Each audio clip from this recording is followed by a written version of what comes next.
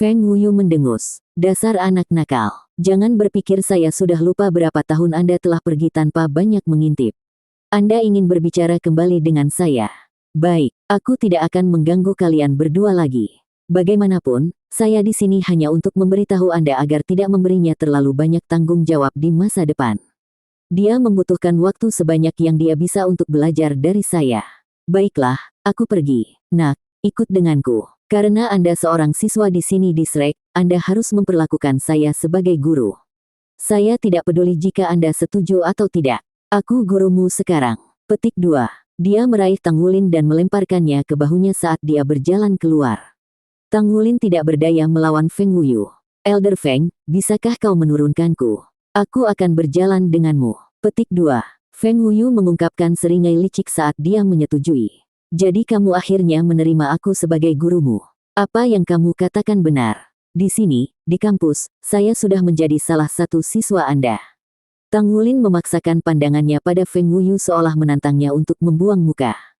Feng Wuyu menghembuskan napas dengan paksa, menggarisbawahi rasa jijiknya. Sebelum melanjutkan, butuh waktu lama bagimu untuk akhirnya memahami fakta sederhana ini. Ikuti saya dan Anda akan memiliki masa depan yang jauh lebih cerah daripada dengan bocah itu dari asosiasi pandai besi apapun. Saat mereka melangkah keluar dari kantor guru, Feng Wuyu meraih Tang Wulin sekali lagi dan berlari, tiba di bengkelnya beberapa detik kemudian. Kembali ke kantor, Shen Yi dan Wu Zhangkong saling memandang dengan cemas. Elder Feng bertindak sangat cepat. Shen Yi bergumam, apakah kita perlu memberitahu guru tentang ini? Wu Zhangkong mengangguk, kami pasti perlu memberitahu guru. Penatua Feng memiliki kepribadian yang eksentrik, dan meskipun Wulin pandai dan tahu bagaimana berperilaku, dia masih keras kepala. Akan lebih baik jika ada guru sebagai jaminan kalau keduanya bertengkar. Petik 2. Sedikit kekhawatiran melintas di mata Gu Yue. Guru Wu, Wulin tidak dalam bahaya, kan? Dia menggelengkan kepalanya. Kemungkinan besar tidak. Elder Feng adalah salah satu orang terkuat di kampus. Dia mungkin aneh, tapi dia sangat setia pada pandai besi. Agar adil, dia tidak cocok untuk pandai besi dalam pengertian tradisional. Penatua Feng sampai ke tempatnya sekarang hanya melalui ketekunan belaka. Dia mulai pandai besi ketika dia berusia 48 tahun, dan setelah menuangkan darah dan keringat ke dalam pekerjaannya, dia sekarang menjadi pandai besi suci peringkat 8. Untuk alasan itu, Penatua Feng memiliki perspektif uniknya sendiri tentang pandai besi. Wulin berpotensi belajar banyak darinya. Petik 2. Kalau begitu bagus. Guru Wu, Guru Shen, saya akan pergi. Petik 2. Gu Yue tidak segera berangkat ke asrama. Sebaliknya, dia pergi keluar kampus setelah berpikir sejenak. Terpojok di bengkel Feng Wuyu, Tang Wulin menatap tanpa daya ke pria eksentrik itu. Elder Feng, saya tidak bisa menempa sekarang. Tatapan mata Feng Wuyu bisa hangus. Kenapa tidak? Apakah Anda menjadi sombong sekarang karena Anda memiliki beberapa prestasi? Izinkan saya memberitahu Anda, ketekunan adalah kunci kesuksesan. Ketekunan adalah kemenangan. Pernahkah Anda mendengar pepatah itu sebelumnya? Jangan berpuas diri hanya karena Anda memiliki bakat. Apapun profesinya, Anda harus mencurahkan darah dan keringat untuk mencapai puncak. Petik 2. Ini mendorong Tang Wulin untuk mengangkat tangannya.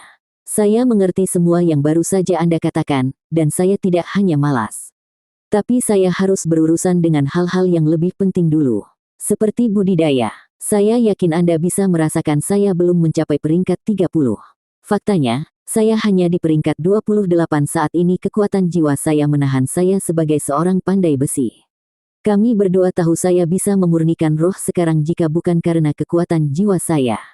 Meskipun tubuh saya jauh lebih kuat dari rekan-rekan saya, jika saya ingin pemurnian roh dengan aman, kekuatan jiwa saya harus setidaknya peringkat 30. Saya ingin belajar pemurnian roh di bawah Anda, tetapi kekuatan jiwa saya terlalu kurang saat ini. Tidak ada yang bisa dilakukan tentang itu. Petik 2. Terkejut, kepercayaan diri Feng Wuyu yang menyala-nyala meredup, matanya bersinar saat dia menggali melalui pikirannya. Dia menggaruk kepalanya. Itu masuk akal. Oh iya, Anda sudah berada di puncak peringkat keempat pada usia Anda, jadi Anda dapat mencoba memperbaiki semangat sekarang. Kamu bilang kamu akan mencobanya setelah kamu mencapai peringkat 30. Ketika Feng Wuyu mulai pandai besi, basis budidayanya ditata dengan kuat. Karena itu, dia tidak perlu mempertimbangkan batasan kekuatan jiwa. Hanya setelah pertukaran ini dengan Tang Wulin, dia menyadari bahwa ini adalah masalah yang sah. Kekuatan bawaan saya cukup dan tubuh saya kokoh, yang menutupi sebagian dari kekuatan jiwa saya yang kurang. Namun meski begitu, saya harus setidaknya menjadi peringkat 30 untuk pemurnian roh tanpa risiko. Ada lompatan kualitatif antara 2 dan 3 cincin, dan dorongan kekuatan akan lebih dari cukup untuk memastikan keselamatannya saat pemurnian roh. Feng Wuyu mengerutkan alisnya lalu mengangguk. Baik, itu masuk akal. Tapi nak, jangan berpikir ini cukup untuk menghentikanku mengajarimu cara menempah. Bukankah itu hanya peringkat 30? Saya tahu beberapa metode untuk membawa Anda ke sana. Tapi itu akan merugikanmu. Petik 2. Ada cara. Tang Wulin terkejut. Ada jalan pintas untuk budidaya kekuatan jiwa. Feng Wuyu mendongak dan tertawa, kilatan nakal di matanya. Tentu ada. Saya dapat membantu meningkatkan kekuatan jiwa Anda ke peringkat 30 dan membantu Anda melakukan terobosan, tetapi harganya, ini agak tinggi. Anda akan dikenakan biaya 10 logam sulingan roh setelah Anda menjadi pandai besi peringkat 5. Bagaimana dengan itu? Petik 2. Tidak, terima kasih, Tang Wulin langsung menolak. Wajah Feng Wuyu membeku. Nak, apa yang kamu katakan? Sebagai seorang master jiwa, Anda harus memanfaatkan kesempatan ini untuk meningkatkan kekuatan jiwa Anda.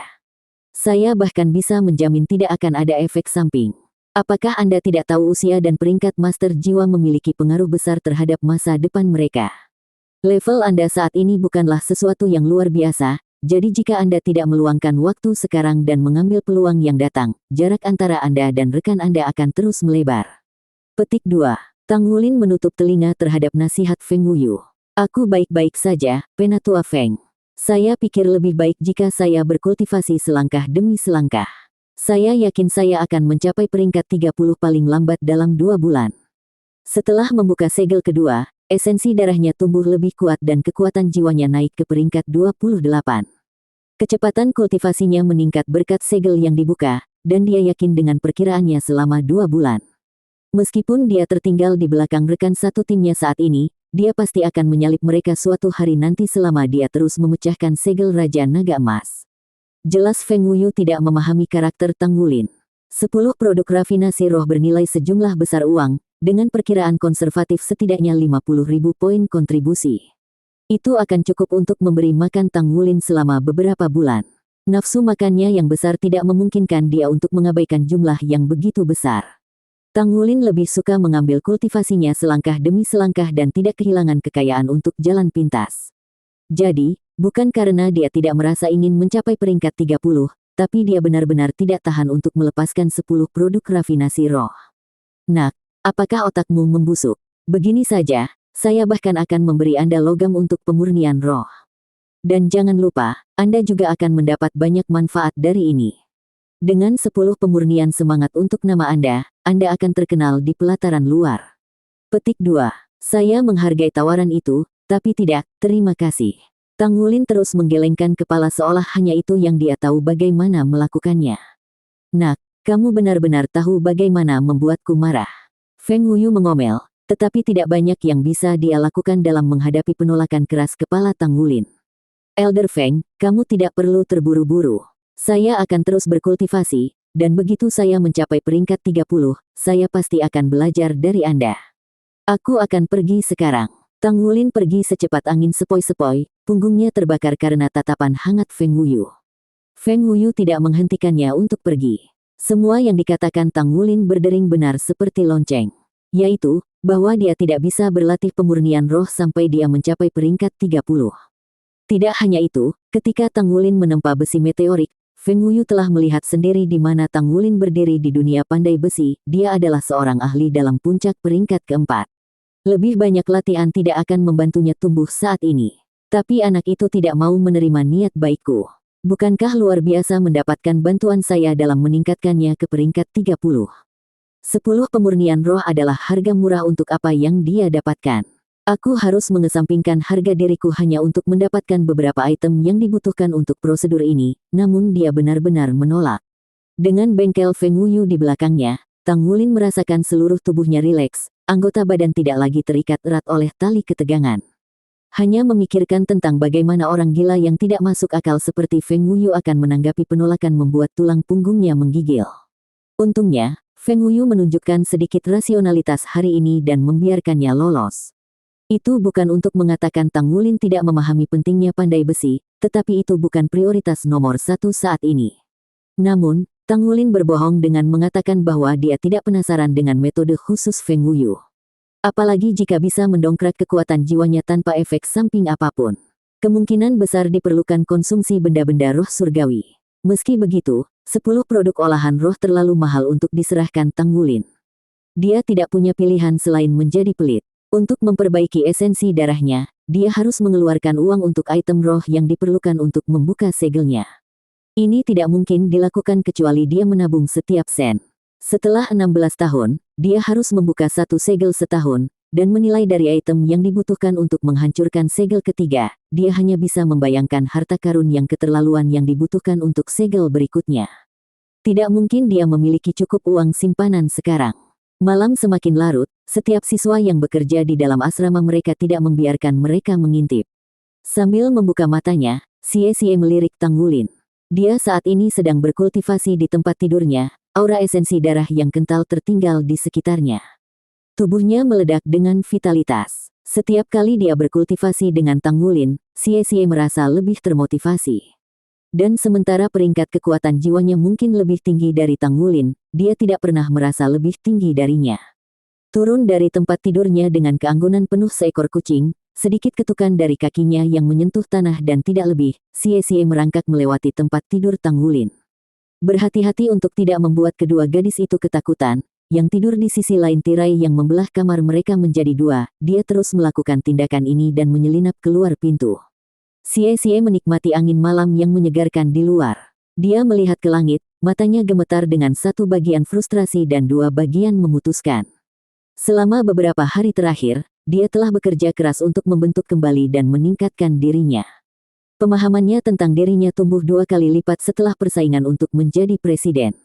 Melangkah kaki ke Akademi Shrek telah memaksa Xie untuk mengevaluasi kembali kekuatannya relatif terhadap rekan-rekannya.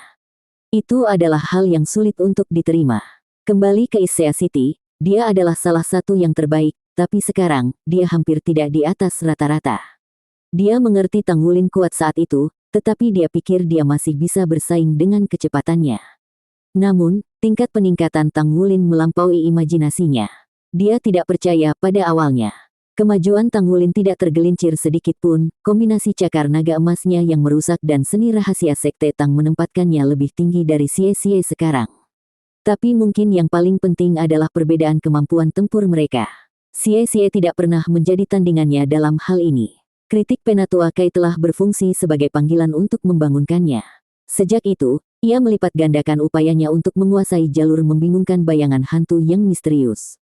Dia bisa menghasilkan klon dengan kedua jiwa bela dirinya, belum lagi yang tak terlihat menggunakan belati naga bayangannya. Mengindahkan nasihat Penatua Kai, dia bekerja untuk memoles kelebihannya dan meminimalkan kelemahannya. Dia menyadari bahwa dia tidak memiliki kendali, karena dia tidak pernah menginvestasikan banyak upaya untuk memperbaikinya. Kesadaran ini mendorong Xie untuk berlatih Ghost Shadow Perplexing Track dengan satu klon. Karena itu, ia berhasil meraih hasil yang menggembirakan di kompetisi kelas. Dia telah mencapai prestasi luar biasa dengan memenangkan pertandingan 1 lawan 2 di Akademi Shrek, belum lagi lawannya adalah tipe kontrol. Tetapi setelah kompetisi kelas, Shen Yi telah bertanya kepadanya dan Su Xiaoyan apakah mereka ingin melemparkan topi mereka ke atas ring untuk posisi wakil presiden. Meskipun pada akhirnya dia menyerah, dia tidak sepenuhnya yakin. Meski begitu, dia mengerti mengapa Shen Yi mengajukan pertanyaan itu padanya. Dia tidak cukup kuat, bahkan dia tidak bisa menyangkal fakta ini. Selain itu, dia kurang percaya diri untuk mengisi posisi wakil presiden. Saat Xie mengingat adegan itu, dia tidak bisa membantu tetapi mengepalkan tinjunya. Selain itu, ada satu hal yang meninggalkan kesan mendalam pada dirinya, skill fusi self-soul Wuxi Duo.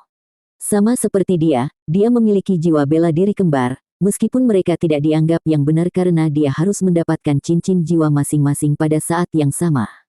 Namun, karena belati naga cahaya dan belati naga bayangan sangat mirip, ada kemungkinan dia bisa melakukan keterampilan fusi jiwa diri juga. Ide ini telah menggerogoti Xie belakangan ini.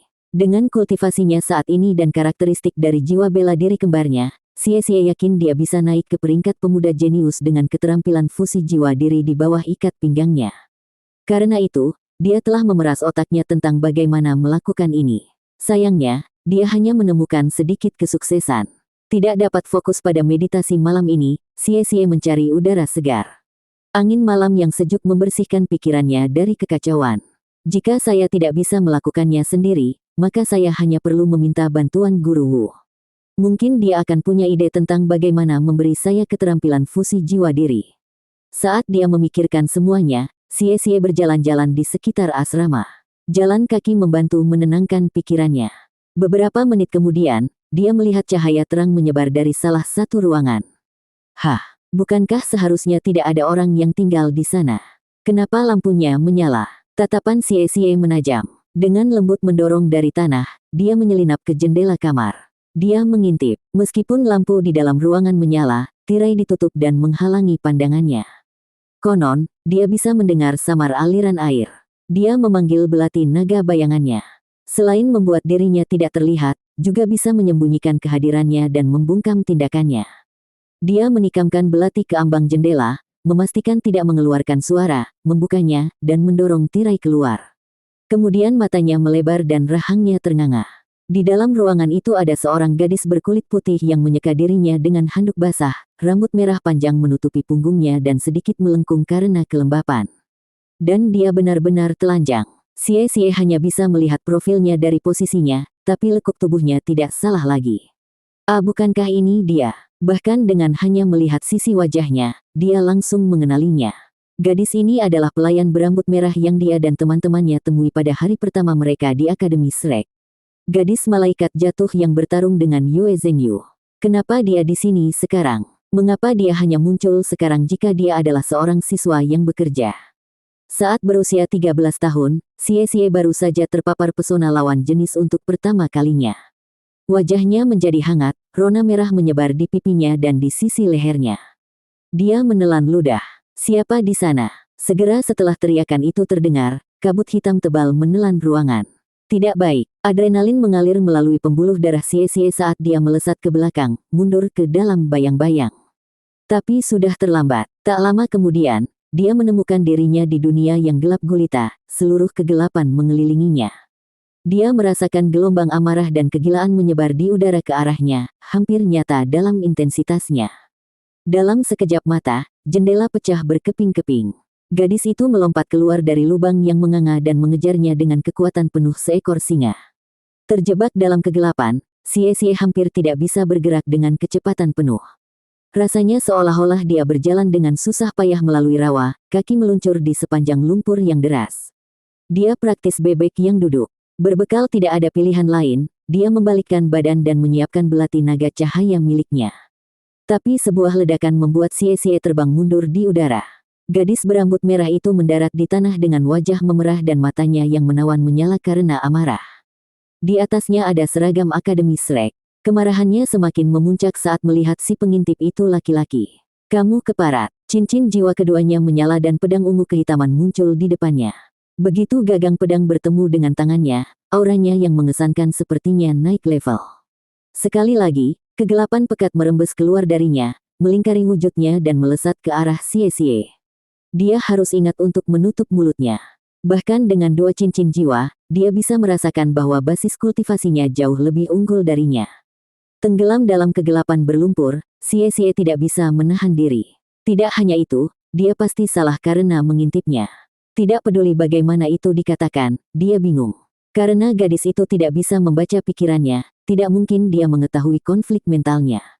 Dia muncul di hadapannya dalam sekejap dan menebas dengan pedangnya. Bilah cahaya sepanjang 3 meter meninggalkan ujung pedangnya. Tangisan hantu mengiringi serangan itu, dan saat lampu dipadamkan, kegelapan di sekitarnya tampak menebal, memperlambat gerakannya, meningkatkan ketakutannya. Dia mencoba membunuhku. Xie bisa merasakan niat membunuhnya yang menakutkan melingkari anggota tubuhnya seperti rantai, lehernya diikat. Karena terkejut, dia memanggil Shadow Dragon Dagger-nya juga dan berputar dengan belati terulur. Dia menggunakan Twin Dragon Storm. Dia berputar seperti atasan saat kedua belati menghabiskan kekuatan jiwanya. Meskipun dia mungkin tidak memiliki jiwa bela diri kembar sejati, memiliki 2 jiwa bela diri masih memberinya keunggulan di Departemen Kekuatan Jiwa dibandingkan dengan Master Jiwa normal. Sayangnya, keunggulan kekuatan jiwa Xie tidak berguna di sini. Begitu badai naga kembar Xie bertabrakan dengan lampu pedang, sebuah ledakan merobek udara. Ledakan itu membuatnya menabrak dinding asrama. Mata gadis itu bersinar dengan niat membunuh saat dia menekan serangannya. Tiba-tiba, semburan cahaya keemasan meletus, cerah dan menyilaukan, seolah-olah matahari miniatur turun dari langit. Tawa sombong membelah udara. Saya tidak berpikir Anda akan mencoba membunuh seorang siswa di malam hari. Saya sangat ingin tahu alasan apa yang Anda miliki kali ini. Petik 2. Saat sosok bercahaya mencapai tanah, kecemerlangannya menghilangkan kegelapan yang suram. Sepasang sayap putih terbentang untuk melindungi Xie dari gadis itu. Itu adalah Yue Zhengyu. Sesuatu berkobar di matanya saat dia menatap gadis berambut merah itu. Mari kita lihat apakah kamu bisa kabur lagi kali ini. Gadis itu menatapnya dengan tatapan dingin. Abaikan. Terlepas dari betapa menyenangkan suaranya terdengar, intensitas niat membunuhnya tetap gamblang seperti biasanya. Yue Zhengyu mendengus. Jadi kamu akhirnya mengungkapkan warna aslimu sebagai master jiwa jahat. Bagaimana mungkin malaikat jatuh bisa menjadi apapun kecuali kejahatan? Hari ini, saya akan menilai Anda sebagai ganti surga. Petik 2. Cincin jiwa keduanya menyala dan pedang yang dipenuhi dengan cahaya suci terwujud di tangannya. Dibandingkan dengan pedang gadis itu, perwujudan kegelapan dan campuran warna ungu gelap, pedang Yue Zhengyu tampak berlawanan, bersinar dan keemasan. Itu adalah senjata suci yang diciptakan untuk menghalau kejahatan. Dia mengejek layarnya, matanya berlubang tanpa dasar. Apakah kamu benar-benar mengira aku takut padamu? Dalam sekejap mata, cincin jiwa ungu ketiga muncul di bawahnya dan auranya menebal dan melonjak. Yue Zhengyu terus waspada, jantungnya berdebar-debar, dan telinga menegang. Dia mengepakkan sayapnya, menyerap energi elemen cahaya di udara. Terpikir olehnya bahwa gadis ini mungkin memiliki keterampilan jiwa yang menyembunyikan tingkat kultivasi aslinya. Mungkin siang hari, dia bisa mengalahkannya dengan penuh percaya diri. Tapi saat ini malam hari, wilayah master jiwa atribut kegelapan. Selain itu, basis budidayanya sama dengan miliknya. Tiba-tiba, 3 orang tiba di tempat kejadian, Tang Wulin, Gu Yue, dan Su Xiaoyan. Melihat tubuh temannya yang kusut di tanah, Tang Wulin bergegas ke sisi Xie. Apa kamu baik-baik saja? Tang Wulin bertanya dengan serius. Sebelum Xie bisa menjawab, Yue Zhengyu menyela, apa kau tidak melihat? Di bawah kedok malam, malaikat jatuh ini menyelinap ke akademi untuk menyerang kami para siswa yang bekerja. Tang Wulin, tunggu apa lagi? Bantu aku mengalahkannya dan bawa dia ke administrasi untuk diadili. Petik 2. Ketika Tang Wulin melihat darah menetes dari sudut mulut Xie, ekspresinya berubah suram. Temannya terluka. Ini tidak bisa dimaafkan. Setelah melirik gadis misterius itu, dia mengenali siapa dia. Dia berbaris ke kanan Yue Zhengyu dan Gu Yue berjalan ke kiri. Su Xiaoyan berdiri di depan Xie seperti perisai, melepaskan jiwa bela dirinya tanpa membuang waktu. Di bawah lautan bintang yang berkelap-kelip, dia memanggil kekuatan tongkat es Starwell miliknya. Meski berhadapan dengan 4 siswa yang bekerja sendirian, gadis berambut merah itu tidak menunjukkan rasa takut. Dia mengarahkan pedangnya ke arah mereka. Saya akan membunuh kamu. Cincin jiwa ketiganya menyala dan sekali lagi kegelapan membanjiri ruang sekitarnya. Sosoknya berkedip-kedip, dan dia melesat ke depan seperti anak panah, menyerang langsung ke arah Xie. Saat dia terbang ke arahnya, sayapnya berubah warna menjadi ungu tua. Di bawah pengaruh skill jiwa ketiganya, dia melebur ke dalam gelombang kegelapan. Cahaya suci. Cincin jiwa pertama Yue Zhengyu bersinar dan cahaya suci meletus dari tubuhnya. Cahaya suci melawan kegelapan yang mengganggu, mengungkapkan sosok gadis yang berkedip-kedip di dalamnya. Setiap bayangan setelahnya menari tampak halus, namun nyata pada saat yang sama. Intensitas auranya yang tajam seperti tombak tajam yang menusuk ke arah mereka. Dia langsung menyerang Xie, tidak ada satu pikiran pun yang diberikan untuk pembelaannya. Tang Wulin tercengang. Seberapa dalam dendamnya? Dia mengabaikan keselamatannya hanya untuk menemui Xie. Saat cincin jiwa ketiga Yue Zhengyu mulai bersenandung dengan cahaya, dia mengarahkan pedang sucinya ke gadis berambut merah itu. Cahaya penghakiman. Seberkas cahaya turun dari langit. Tang Wulin juga mulai bergerak. Niat membunuh gadis itu terhadap Xie mengipasi kemarahan Tang Wulin, membangkitkan tekadnya. Sisik emas muncul di sepanjang lengan kanannya, dan dia menyerang ke depan dengan sebuah pukulan. Karena mereka masih di kampus, Tang Wulin menahan diri sedikit dan tidak mengeluarkan cakar naga emasnya. Bisa dikatakan, bahkan sebongkah logam tidak akan memiliki kesempatan sebelum kekuatan tiraninya. Kilatan perak, dan Gu Yue muncul di sisi Xie, es kental di tangannya. Pada saat yang sama, Su Xiaoyan mengangkat tongkatnya ke udara, memanggil roda bintang di bawah gadis berambut merah itu. Belenggu Starwell. Sesuai dengan namanya, belenggu ditembakkan dari tanah sesaat setelah roda bintang muncul, mengikat gadis berambut merah itu. Tidak peduli seberapa kuat dia tidak bisa melakukan apapun setidaknya sedetik di hadapan pengekangan mutlak. Starwell Suckless-nya bahkan telah menahan Wu Zhangkong di masa lalu. Di bawah selimut malam, Su Xiaoyan adalah lawan yang menakutkan. Terjebak oleh Starwell Suckless, gadis berambut merah itu tidak bisa lepas dari cahaya penghakiman yang jatuh. Jangan sakiti dia. Xie berteriak. Tang Wulin dan Gu Yue berhenti di jalur mereka, tetapi cahaya penghakiman terus turun. Ledakan gemuruh mengguncang tanah. Gelombang kejut dari ledakan tersebut menendang awan debu dan puing-puing dalam radius 5 meter, melemparkan Tang Wulin dan 3 lainnya menjauh dari zona ledakan. Jiwa bela diri malaikat suci benar-benar tangguh. Meskipun mungkin tidak sekuat macan putih neraka Wu Shiduo, itu tidak jauh. Dan Yue Zhengyu sepertinya masih memiliki kekuatan yang tersisa. Yang terpenting, dia hanya memiliki 3 cincin jiwa. Titik tumbukan sekarang adalah kawah hangus, asap mendesis dari permukaannya. Kamu, Xie berteriak, melemparkan dirinya ke lubang besar itu. Tapi sebelum dia mencapai tepi, cahaya ungu tua keluar dari kawah. Xie, hati-hati. Tang Wulin berteriak, terhuyung-huyung di Xie yang membeku dengan seuntai rumput blue silver tepat sebelum cahaya bersentuhan dengannya. Matanya muncul ketika dia menyadari seberapa dekat serangan itu, meleset beberapa inci. Tindakan Tang Wulin menggambarkan ketelitiannya.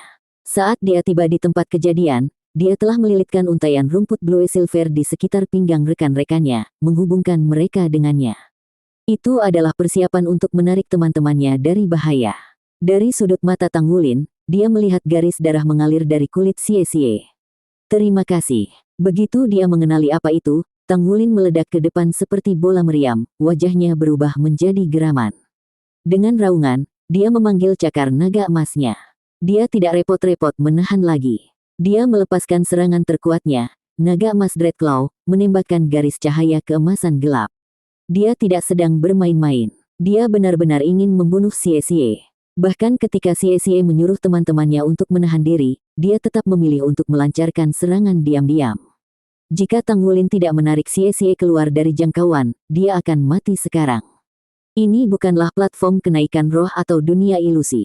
Di dunia nyata, orang mati saat dibunuh. Sebelum bilah cahaya emas gelap bertabrakan dengan gadis berambut berapi-api itu, tubuhnya mengembang, membengkak dengan kekuatan dan meledak dengan aura tirani. Tanah retak di bawah kekuatannya, radius kawah bertambah 2 kali lipat, jendela kaca asrama pecah dan jatuh ke bumi seperti hujan lebat. Rahang Yue Zhengyu menganga saat dia menyaksikan tontonan itu. Kesan pertamanya tentang Tang Wulin adalah seorang siswa baru yang berhasil masuk ke Akademi Shrek atas jasa jenius pandai besi. Namun, dia sekarang mengerti betapa salahnya dia. Tang Wulin jauh lebih tangguh dari yang dia bayangkan. Bahkan dengan 3 cincin jiwanya, Yue Zhengyu merasakan hawa dingin di punggungnya ketika Tang Wulin melepaskan Golden Dragon Dreadclaw-nya. Meski begitu, gadis di kawah berhasil bertahan melawan kekuatan itu. Gadis berambut merah itu tidak terlihat. Titan setinggi 5 meter sekarang berdiri di tempatnya. Gadis itu telah mengambil bentuk baru yang jelas lebih kuat, namun darah menetes dari 5 luka panjang yang mengalir dari bahu kanannya ke lengannya. Tidak mungkin untuk keluar dari bentrokan dengan naga emas Dreadclaw Tang Wulin tanpa cedera. Itu adalah skill yang diturunkan dari Das Gold Dreadclaw Bear. Tang Wulin juga tidak keluar tanpa cedera. Gelombang kejut dari bentrokan mereka membuatnya terbang mundur. Untungnya, Gu Yue menyulap dinding udara untuk meredam benturannya. Tetapi ketika debu mengendap dan bentuk Titan semakin jelas, rahang semua orang jatuh.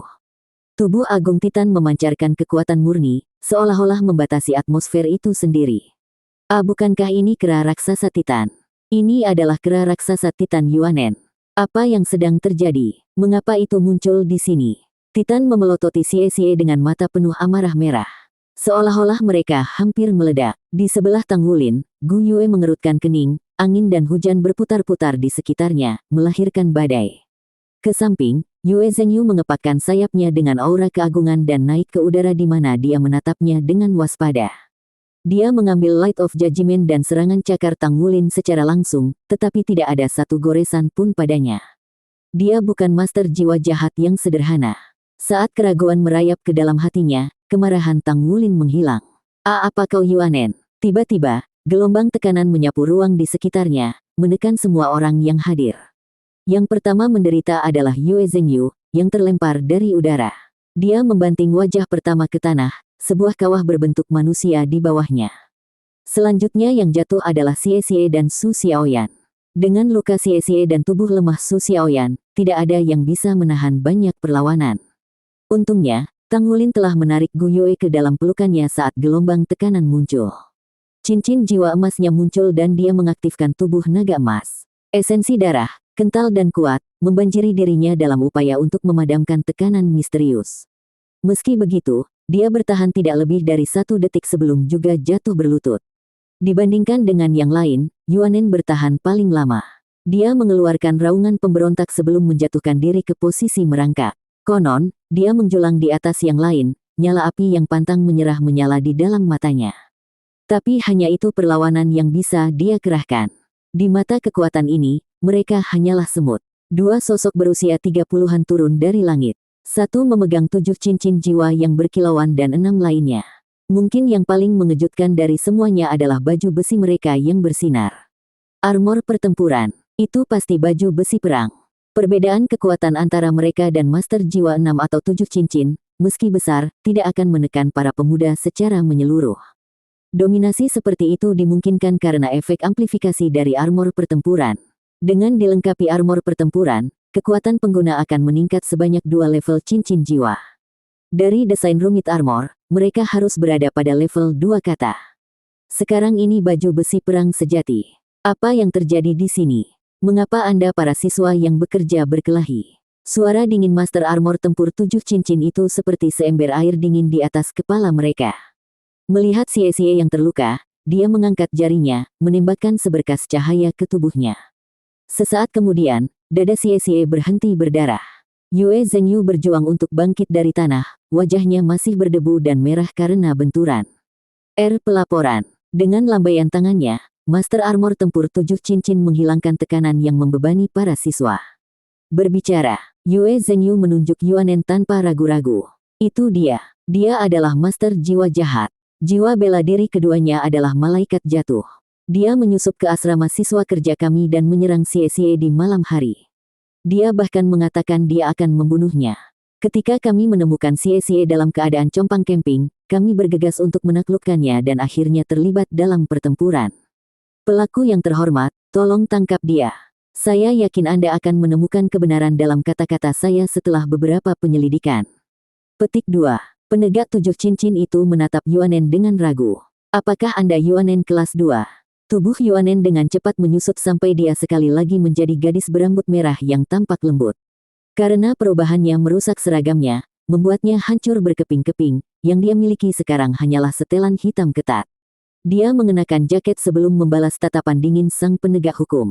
Saya, apa yang sedang terjadi? Sang penegak hukum menatapnya dengan ragu.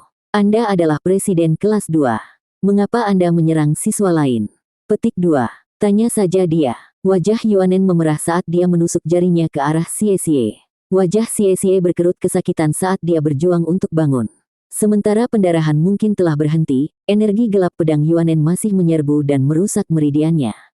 Jika bukan karena atribut cahaya Light Dragon Daggers miliknya, kondisinya akan jauh lebih buruk. Dia menatap Yuanen, lidah lemas dan berat seperti timah. Mari kita dengarkan penjelasan mereka setelah kita kembali, kata penegak berdering 6 pada yang berdering 7. Baik, setengah jam kemudian, semua orang yang terlibat dalam insiden itu berkumpul di kantor guru di gedung sekolah pelataran luar. Bersama mereka adalah Shen Yi, Wu Zhangkong, dan guru yang bertanggung jawab atas kelas 2, semuanya telah dipanggil secara langsung. Namun, tidak ada yang duduk. Satu-satunya orang yang duduk adalah kepala sekolah dari pelataran luar dan sesepuh paviliun Dewa Laut, Penatua Kai. Tang Wulin, Gu Yue, dan Su Xiaoyan berdiri dengan ekspresi aneh terlukis di wajah mereka. Karena seorang guru telah merawat luka Xie, dia bisa berdiri bersama teman-teman sekelasnya. Mungkin karena merasa menyesal, dia menundukkan kepalanya. Yuanen, mengenakan seragam sekolah yang baru diganti, berdiri di sisi lain ruangan dan memelototinya sepanjang waktu. Dia tampak seperti inkarnasi iblis yang bertekad untuk menghancurkannya. Yue Zhengyu memasang ekspresi paling aneh dari semuanya. Dia berada di sebelah Tang Wulin, wajahnya berkedut saat dia berjuang untuk menahan diri. Tetua Kai, situasinya sudah dijelaskan kepada kami. Pertempuran kali ini semua karena kesalahpahaman. Petik 2. Salah paham. Kesalahpahaman yang diikuti oleh semua siswa yang bekerja. Di mana seseorang terluka. Kalau begitu katakan padaku, apa kesalahpahaman ini? Kata-kata Penatua Kai penuh dengan bahaya. Dari penyelidikan kami menyimpulkan bahwa siswa yang bekerja di kelas 1, Xie, pergi jalan-jalan sore. Karena dia tidak sadar Yuanen pindah kamar, dia keliru percaya bahwa pencuri telah masuk ke asrama mereka dan pergi untuk menyelidiki. Namun, Yuanen Yehui kebetulan sedang mandi pada saat itu, topeng keseriusan sang penegak retak, menampakkan ekspresi canggung. Mata Tang Wulin tertuju pada Yuanen. Jadi nama lengkapnya sebenarnya Yuanen Yehui. Setelah itu, Yuanen Yehui menemukan bahwa Xie telah mengintip tubuh gadisnya. Dalam amarahnya, dia menyerang Xie. Yue Zhengyu tahu tentang jiwa malaikat jatuh Yuanen Yehui, jadi dia salah mengerti situasinya. Kemudian, Tang Wulin, Su Xiaoyan, dan Gu Yue juga tiba di tempat kejadian dan juga salah paham. Inilah yang menyebabkan pertempuran mereka. Petik 2. Penatua Kai tidak bisa berkata-kata setelah mendengarkan penjelasan penegak hukum. Setelah beberapa detik mengumpulkan dirinya, dia berbicara, suhu di dalam ruangan turun dengan setiap kata yang berurutan. Jadi kau memberitahuku ini semua karena bocah nakal Xie itu mengintip seorang gadis. Sepanjang malam menjadi satu kejutan demi kejutan berikutnya. Dan sekarang setelah Penatua Kai meringkas seluruh kejadian dengan cara ini, situasinya bahkan lebih tidak terduga. Jelas, dia berdiri di sisi Yuanen. Xie yang malang akan dihukum berat. Tang Wulin mengambil langkah maju, menarik perhatian ruangan. Elder Kai, tidak seperti itu. Satu-satunya alasan Xie berada di luar kamar Yuanen adalah karena dia mengira seseorang telah membobol asrama kami. Dia sama sekali tidak tahu Yuanen tinggal di sana. Itu benar-benar hanya kesalahpahaman. Petik 2. Biasanya, Penatua Kai biasanya tidak tampak mengawasi hal-hal sepele seperti itu. Tetapi dalam kasus khusus ini, dia juga guru yang bertanggung jawab di kelas 1. Oleh karena itu, adalah tanggung jawabnya untuk mencari tahu apa yang terjadi. Elder Kai mengarahkan pandangan tenang ke Tang Wulin. Jadi maksudmu Yuanen Yehui harus membiarkan orang lain melihat tubuhnya secara gratis? Itu, Tang Wulin bingung. Tidak ada orang yang benar atau salah dalam situasi ini. Penatua Kai mendengus. Masalahnya sudah jelas. Kalian berenam, siswa yang bekerja sangat sedikit. Anda baru berada di sini berapa lama? Namun Anda sudah menyebabkan keributan seperti itu. Jika saya tidak menghukum Anda, maka surga tidak akan adil. Xie, sebagai penghasut utama, Anda akan didenda 5.000 poin kontribusi. Saya tidak peduli jika ini adalah kesalahpahaman di pihak Anda dan saya tidak peduli jika Anda memiliki niat baik. Hanya 3 bulan yang Anda dapatkan. Jika Anda tidak membayar denda sebelum itu, Anda akan dikeluarkan. Selain itu, Anda akan membayar Yuanen Yehui 10.000 poin kontribusi sebagai kompensasi trauma mental. Kamu punya waktu 1 tahun untuk membayarnya. Petik 2.